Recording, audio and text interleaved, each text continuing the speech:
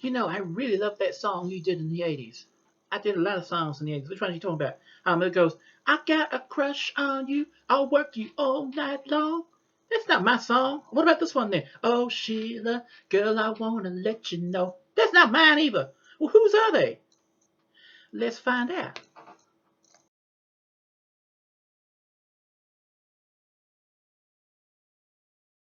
All right, welcome back to Door Cream. Sorry about the absence. Just I don't know. I think it's inertia. I mean, it's gone from like 15 to 30 degrees overnight, and it's hot. And got work issues, and I've been buying a lot of coins and other things lately, and I'm just forgetting about this. But I was going to do Sheila, and I will do her eventually. But I want to talk about something else, which is absolutely going to make you guys laugh your head off. And I've looked at a lot of the Prince channels and seen what they're talking about. I mean, a lot of people talk about this Grammys performance and now Wally Safford's book, and we've got this apparently no one's going to bother looking into the death of Prince anymore, which really pisses me off because somebody did it. Someone's got to blame for this. I mean, they got the guy who did Michael Jackson. But one thing that's always amused me, and I know it's going to reach to, and I haven't seen any other channel attack it for a while. I mean, maybe I'm not looking in the right places. Is Prince imitators? Yes, that's right. I mean, Prince made so much music. I mean, so you wonder why on earth would anybody want to imitate a Prince song, especially given that even though they're mostly R&B pop, I mean, they're usually very high quality, and let's face it, a Prince imitator can pretty much be spotted from a mile off. Now, there are a lot of pictures in this video, and I'm going to stop and show you pieces of them here and there. Again, people who made the pictures and own the copyrights, they take full credit for pictures. I don't. I'm just merely showing them as an educational exercise. And another thing too, because I'm going to be talking about groups who imitated Prince, first of all, I mean, I know libel and perjury are serious things. Right, this is basically what constitutes a Prince imitation really varies from one person to another, and I don't want to be done for definitely, but in my opinion, I mean, music has been around since, since recorded music's been around, people have always been accusing each other of ripping everybody off, I mean, every song music is an evolving process too, it's always moving forward, so people are always going to be taking bits and pieces of older musical forms and adjusting it to their own, I mean, and of all the borrowers, I mean, Prince was one of the biggest. I mean, he was incredibly talented. He was very original, but a lot of his early music really lent a lot, towards Sly Stone, Carlos Santana, Jimi Hendrix, a lot of disco, a lot of R&B.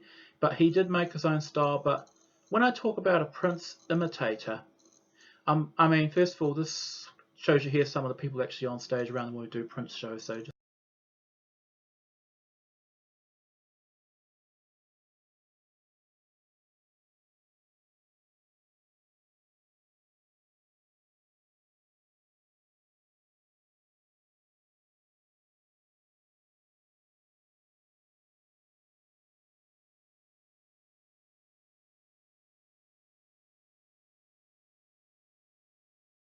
you see this one here.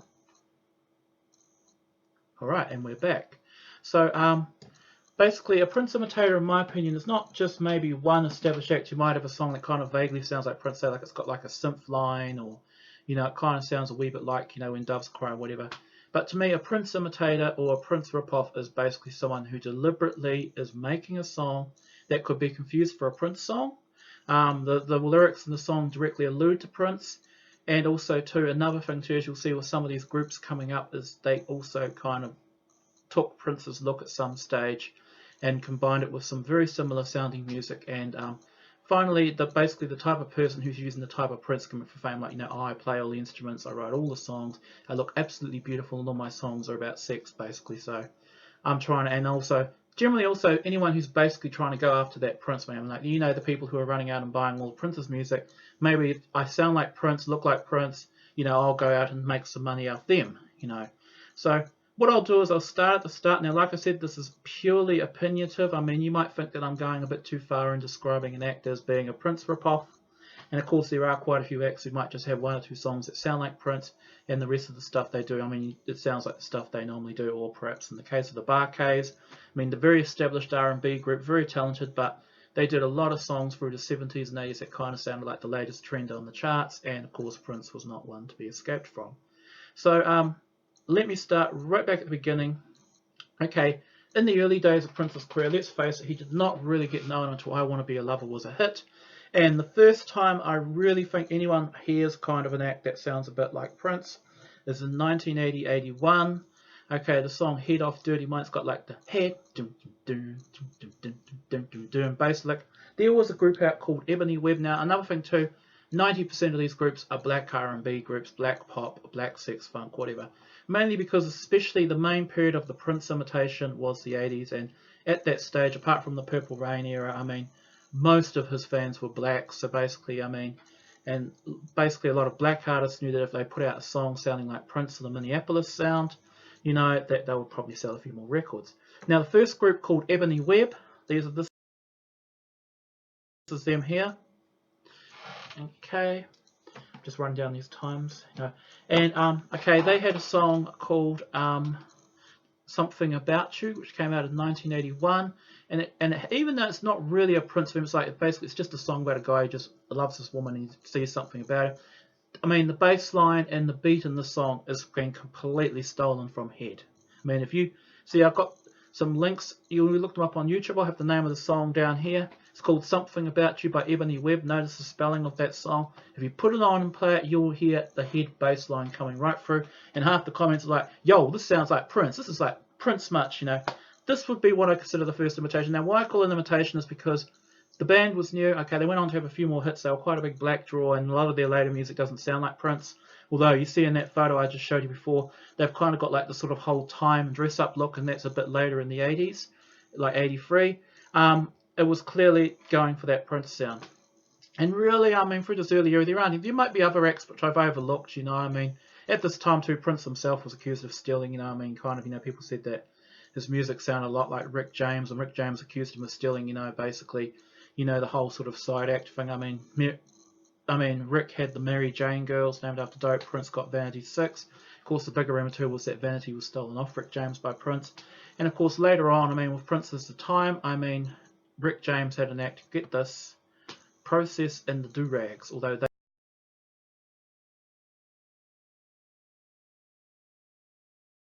they are much later, and I'll talk about them soon. But so we really have to get to the sort of Little Red Corvette era until we start to hear some more music that sounds like Prince. And the next song is a group called Sexual Harassment. Even though the date on it is 1984, it has a sort of Little Red Corvette 1999 feel. I mean, this is probably the most blatant Prince ripoff I've heard. It's actually not really a ripoff, it's more like a loving tribute. It's a song called We Want Prince. And Sexual Harassment, I can only find that one. Couldn't find any pictures of them, but one picture kind of showed them. They all had like, you know, processed dreadlocks and French braids and things. They were clearly black. They were wearing shiny suits. And the song had this really sort of, we want Prince, hey, he's got your dirty mind, we want Prince, take a ride on my little red Corvette, we want Prince. It's got this sort of like When Doves Cry type synth beat going, and it's just hilariously bad, but it's funky. I mean, all of this stuff, at least it's funky. Again, my opinions of what quality is just really, you know, subjective.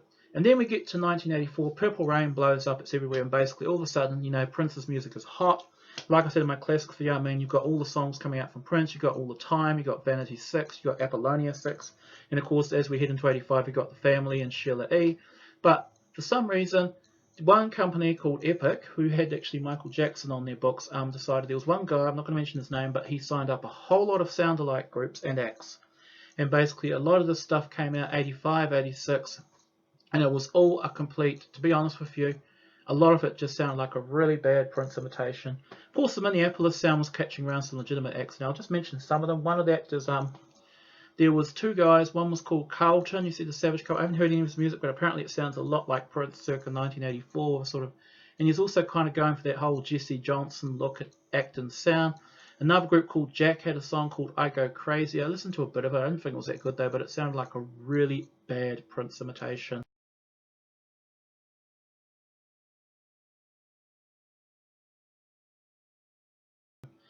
And then, of course, the Barkays. Now, the Barkays are a very established group. They've been around since the 60s. They had some hits like The Bus Stop and Soulfinger from 67. However, there was this period in the 80s where they just kept sounding like anything that was hot in the charts. Like in 83, there was a song called No Parking on the Dance Floor by Midnight Star, which is really, really funky, great, you know, sort of breakdance beat. One of my favourite songs. And they came out with a song called Freak Show on the Dance Floor, which goes, Freak Show on the Dance Floor. I mean, I will admit, the Barkays lead vocalist has got like this sort of long, sort of like Andre 3000 type hair. You know, he is a good singer. And I know Andre 3000 was much later. But they had a song in 1984 called Your Place or Mine, which is stolen the beat from When Doves Cry. And it goes, baby, can't you see your place or mine? You know, and it's actually really good. I mean, if you watch the video, it's actually very entertaining. It's about this woman trying to find this man. She finds this like really messy looking, you know, really beautiful dude with a big processed jerry curl. Then there's like the mother's boy, and then there's like the one with the nagging wife, and it's actually quite funny. And finally, the guy, Your Place or Mine, which is about sex, finally it's actually the lead singer she ends up going off with, which is quite funny. So basically, I mean, and people got to the stage where they called them the Barkays, because just about every song they did sounded like basically someone else on the charts. Again, if you're white and you don't listen to black R&B music, you probably never heard of half of these acts. And then of course, you've also got the Jam and Lewis Minneapolis sound. I'm not going to talk about that. I'm not going to talk about Janet Jackson or the Climax. I mean, they were legitimate artists. I mean, basically they learned a lot off Prince, but they were playing that type of music. You know, sort of like the chicken scratch guitar, the funky bass, all the synths and drums. They were playing that stuff when they were in flight time in the 70s. In a lot of ways, you can almost say Prince was borrowing them. So I'm not going to attack Jam and Lewis. The music's too good to be. I'm just talking about tacky imitations here. And then in late '85, we actually had probably one of the biggest imitators of the lot, and that was this band called Ready for the World. Because of their picture, people called them Ready for the Curl, because this was '85. Jerry curls came into fashion big time. These oily, greasy curls. You know, you had to keep a bag on your head and put the shit on it called activator to keep it all hairy. You know, and basically because people accused Prince of having a jerry curl. He actually had a permanent. In late '85, he cut all the hair off and had that sort of short haircut, and then went for the sort of long look in the late '80s. But anyway, I mean, people like Jesse Johnson had the jerry curls. Of course, he changed an afro into that, and there were several other groups like Jelly Band had one. I think Brown Mark kind of had his hair waved up for a while, you know, and it was just crazy. But anyway, they had a song called Oh Sheila, and unlike all the other imitators, Oh Sheila was a #1 hit. Basically, and of course, even though the guy sang on a sort of breathy British accent, go, oh Sheila, girl, I wanna let you know. A lot of people honestly thought it was a new Prince song. They honestly thought it was Prince, and it's not Prince. The good thing though, for Ready for the World, even though Oh Sheila, it's a funky song, I mean, it's very minimal, and what you're going to find is a lot of these imitators, they have very minimal quality acts. So I'll just stop now, and I'm just going to show you some pictures of the next group I'm about to discuss.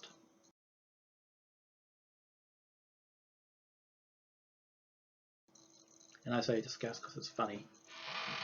Oh Sheila, girl, I wanna let you know. Do, do, do. Oh Sheila. There are some good drum tracks in that song, actually. Okay, we're going to talk about this one group here. Now, this came when I was on the Prince org years ago. I mean, I've kind of gone off the Prince org now. I mean, they come up with a thread that makes me laugh. And in 2015, they came out with a doozy of a thread, which was basically what was the worst Prince sounded like. And there's one guy I kind of like called Soul Alive, I think that was his name. And he talked about a group called Exotic Storm. There's people you saw there. Now, Exotic Storm, I think they came out of some city in Indiana or Illinois in the late '85. They put out one album in 1986. It was basically called In the Beginning, I think it was. And basically, it was the most tragic Prince ripoff I've ever seen in my life. They had this dude at the front called Desiree Moore, which clearly was a contraction of something like, you know, Des Dickerson. He had a Des Dickerson hairdo. You know, the processed Jericho with a bright red suit. And again, he was milking the Prince gimmick. You know, basically, look, man, I record all the songs. You know, I write all the songs. I play all the instruments, and everyone else just plays in my band. Which is true, yeah. Except all your songs sound like really poor quality Minneapolis funk. Okay, that's a bit harsh. I mean, this photo of the band looks quite funny. I mean, you've got the drummer in the yellow jacket. You've got the sort of really camp-looking black guy with the pills around his neck. You got that sort of in yellow, you got that sort of Morris Day kind of, you know, brown mark looking dude. You got two girl singers. One of them's like obviously mixed, and the other one's white, and then you got like the white keyboard player. So it's kind of like the whole revolution, you know. You got like the black guys, you know, the white girls, and the white guys all in the group. And I think they've just thrown in a white girl also, so a black girl just to spice everything up. But I mean, they put out some videos, and for all, they didn't have any real success, but they did cause a bit of a wave with their sort of Prince-like album, and they actually did have a couple of songs which weren't bad. I mean, the video which I got the link to here, that's actually a really good song. It's actually got really funky. It's called I Know You've Got a Crush on Me. It sounds exactly like a Prince song circa 1984. The group are hilarious. They're dressed up in their best sort of Minneapolis funk 1985 doodads. You know, they're running across the stage. You've got the really bad ace lighting. He's got some great sublines going, I know you've got a crush on me. Yes, you are. Oh, baby, I'll work you all night long. But then again, there are some less satisfying songs on that album, including one called I'll Save You From the World. Soul Alive always brings this up whenever someone brings this right up on Prince organ. Basically, got a line go, bombs, they be fooling everywhere. They better not harm your silky hair. And I'm like, what the fuck type of lyric is that? That was just hilarious. I mean, and the dude does it in like this sort of Morris Day type voice. You know, it's just silly, but it's funny. It's worth checking out. And there's another song called I'm Just Trying to Be Me or something. And it talks about how people keep comparing him to Morris Day and Prince. But he's trying to say he's his own man. He's not trying to sound like any of these cats. Which, I mean, I find very, very hard to believe because, I mean, this is like the biggest Prince ripoff of all time.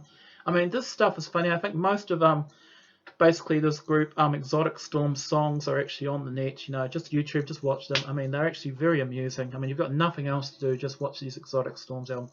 Even the packaging was a Prince concept. You know, it's like bright red cover. You know, over the top fake sort of, you know, sort of semi-Greek god background. Only 8 songs, of course, and all the songs have got produced, arranged, and composed by Des Ray. It turned out later on, I actually did some research into this dude, and later on, it seems that Mr. Moore has been in the music industry for a long time. In 2015, he put out a web page promoting a kid called Little Dandy or something, who was basically the world's greatest Michael Jackson impersonator. He also had another group called More Bags, Cash Bags of Funk, I think it was. Everything was about money. I mean, he had Desiree Moore, and he had like dollar signs over the word Moore. And he was also doing a solo album. And it sounds like this guy's really trying to be his own sort of DIY enterprise. So realistically, I don't think he was trying to be Prince. I think he was just milking Prince because it was the latest fad, basically.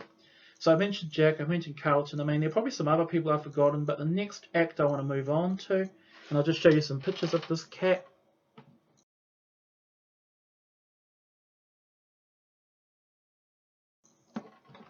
Okay, this dude is called Giorgio Valentini. I kid you not. Okay, Giorgio was a wee bit later. He came out in 1987. Okay, so we're basically at the time when Prince was doing Sign of the Times, and actually, Giorgio actually, I think, he claims he was a black Italian, but in reality his father was black and his real name was George Allen. His mother was called Maria. We don't know if she was Italian or Hispanic or even possibly black or white. He was quite pale. I mean, probably even paler than Prince, so my guess is he's not 100% African American. But basically, he also got into music early. He basically did the whole Prince gimmick. You know, look, I write all the songs, I play all the instruments. His records said produced, arranged, and composed by Giorgio. Basically, he spelt the name Giorgio different so people won't confuse him for Giorgio Armani. And the song, and actually the music on this album is actually not that bad. Some people wrote it off, but it's actually quite good. I mean, there's one song he wrote called Tina Cherry, which is actually a really good love ballad. And then, of course, you've got Sex Appeal. I mean, okay, the song's not bad. The video is hilariously camp. There's one part where it's got him, like, you know, doing the Morris Day type thing with the big swimming pool and everything else. And there's another part where he's actually drawing a piano on a girl's back and he's actually playing. I mean, the songs in the video are pretty dirty. I mean, they're definitely going for the more sexier Prince sound. And as you can see by this picture, this guy was definitely trying to sell his sort of absolute sexiness to the world, you know. You know, people just love these light-skinned chocolate brothers, you know. And they were just selling sex music. So basically, he was trying to be a sexier Prince clone, basically. You know, because, I mean, after all, I mean, Prince was the master of slow jam seduction. I mean, you know, Sign of the Times was full of these beautiful songs, I mean. But if you're looking for Another Man's Door, you're not going to find it on this album. But the funniest thing about Giorgio Valentini was the myth that came with him. And this is even funnier than his actual album. First of all, what happened was he actually went to Prince, and Prince was going to sign him, basically. That's true. Prince and Morris Day decided they could work with this brother. They could turn him into a star. And basically their plan for him originally was that rather than for him to cut an album of his own songs, Prince would write a bunch of songs for him, and then he put him in the Cocoa Boys project. Another thing I'll talk about at some stage. He was going to put him in, you know, he wanted 2 bands, The Dawn and The Revolution. And basically he was going to put him in a group with Lenny Kravitz, Tony Lamont, and Giorgio would be in one group, and Prince, Morris, and some other cats would be in the other. And of course, later on, the idea turned into Graffiti Rich. But Giorgio said, no, I don't want that. I'm a big star on my own. I mean, I love you, Prince, but I ain't having you do my shit for me. I said, I want to sign to Paisley Park, but I want to do my own shit. You know, and Prince was like, no. So basically, Giorgio went off to Motown. Motown, incredibly, at that time, they weren't exactly the greatest judges of musical talent. Signed Giorgio straight away. They gave him a big contract. They had about 100 G's. Giorgio went out and bought himself a brand new Lamborghini, basically, and jumped in the studio, recorded these songs, and then he said shit like, you know, this album's going to sell like 5 billion. It's going to sell more copies than Prince and Michael Jackson combined. I mean, this dude had a Prince-sized ego. But basically, unfortunately, you know, it didn't happen. Okay, Sex Appeal did get to the lower reaches of the R&B chart, And I think Tina Cherry might have even reached the pop chart. I mean, the album sold around about 100,000 copies. And it wasn't a complete flop.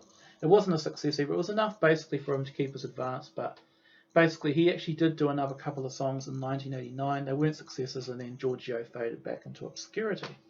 So there you are. And of course, at the same time, Epic record label, which was signing all these Prince sound-alike acts, half of them we can't even remember their name. Apparently, they also faded back into obscurity and moved on because Minneapolis Sound by 1990 had got whack and no one wanted to sign the Minneapolis Sound anymore. And then we get to my final act, and now this guy here, I do actually really consider him a cut above the others. He's not really a Prince imitation act. He had one song that kind of sounded a bit like Prince. But again, there's a lot of the same ingredients. You got this super talented guy, he writes all his own songs, he plays all the music, although this guy was more sort of a DJ. He actually had a couple of hits of his own before he did a Prince-like song. This is a dude called Kyper, and this is probably one of my favourite artists I discovered last year. Kyper was really big in the late 80s. I think he's from Baton Rouge, Louisiana. He's more a DJ than anything else. He had some really funky songs. He actually had a breakout hit with a song called Conceited, and then he had two really funky electro-pop anthems called Ecstasy, What Gets Your Body Hype, which is really funky. I recommend you listen to it. It's got this really funny video showing these absolutely stoned black people, you know, dancing around this room. Of course, I mean, the video only shows a record, but there's actually another one of my favorite channels, a guy called Todd in the Shadows, who does these, like, talks about these songs, one-hit wonders and things. He actually does the Kyper song Tic Tac Toe, and you actually see a bit of the Ecstasy video, you know, What Gets Your Body Hype, and the beat is clearly stolen from a 1983 basically electro-pop masterpiece by a group called Hashim, and a song called Al Nasafaya, The Soul, which is one of the greatest breakdancing grooves of all time as far as I'm concerned. And but anyway, in 1990 he had a massive crossover hit with a song called Tic Tac Toe, which kind of stole the loop from Yes's Owner of a Lonely Heart. But then he made a few more songs and they got whacker, and in 1993 he made a song called My Name is Kyper. And he goes, my name is Kyper, I'm kinda hype you, I'll hit you and shoot you like a sniper. And of course Todd himself says this is an open Prince ripoff. Just like the videos actually appeared online, and it's actually quite funny. I mean, unfortunately it's ruined by these two bad Vanilla Ice Snow-like dudes called Boys from the South, who basically throw some really bad white boy rapping into the mix. But Kyper himself acquits himself quite well. I mean, it's definitely shot on a low budget. And then lyrics, he's actually dissing Prince, but saying I didn't change my name because it must be late 93. But then later on, I mean, Kyper and Prince must reconcile because Kyper put out a mixtape in 99 called Dangerous Dance, and apparently Prince actually helped him with a couple of songs on it, and Prince is actually working with Kyper. So there's my last one. I mean, there's probably more Prince imitators out there, but I wouldn't actually say that. Probably realistically, I mean, Kyper wasn't really a blatant Prince ripoff in a lot of ways. I think he just was kind of attracted to the whole sort of, you know, dance floor, you know, do-it-yourself aesthetic. Some of these imitators really were sort of more copying Prince's work habits, you know, his all-in-one style, managing other groups, you know. But others like, you know, Exotic Storm and Ebony Web, and also, what's that other group I think? And Georgio were just clearly blatant rip-offs of the whole Prince sound. I mean, of course, some of them like Barkays, you know, went on and did other people and things, but just hilarious. I mean, of course, you know, I think what you guys can do if you want to is just check out some of this music, because some of it's just, wow. It's just crazy, you know, yeah, but there you are. So that's the first of my double shots today. My second video is I'm finally going to do this. The Battle of the Box. Alright. So, thanks for watching. I really appreciate everybody watching my videos and everybody who's making stuff, you know what I mean. And now we're entering a bit of a doldrums now in the sort of post-deluxe edition period. And what else can I say? Yeah, definitely. Just check out some of this music. It's really interesting. Alright.